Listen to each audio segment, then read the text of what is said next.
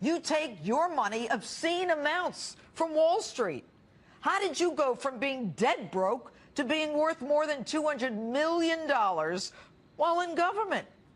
And how about that tax-free alleged 501c3 Clinton Family Foundation that's gotten more than $2 billion since you've been in office? That so-called charitable organization where it's estimated that 85% of expenses are for travel, meals, hotels, airfare for many ex-Clinton operatives, leaving 15% for charities. And I'm not even going to discuss the human rights-hating countries that gave you that money and what they got in return from you. But since more than 60% of Americans don't believe a word that comes out of your mouth anyway, let's move on to someone else. General Allen.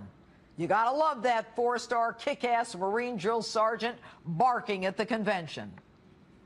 To our enemies, we will pursue you as only America can. You will fear us.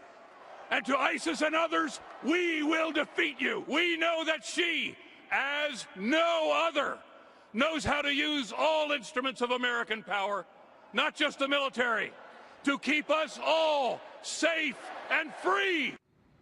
Say what? Did she lose those instruments when her ambassador and the men in Benghazi needed help? It was her use of American power as Secretary of State that started the disaster in Libya that culminated in Benghazi. It was while she was in charge of our foreign policy that the JV team ISIS barreled through Iraq and has since arrived on our homeland. It was under her leadership that the whole Middle East went into flames. General, were you even a part of the discussion that led to our early withdrawal from Iraq? Do you support the rules of engagement that tie our soldiers' hands behind their backs in Afghanistan? And while we're at it, you talk about our precious Muslims?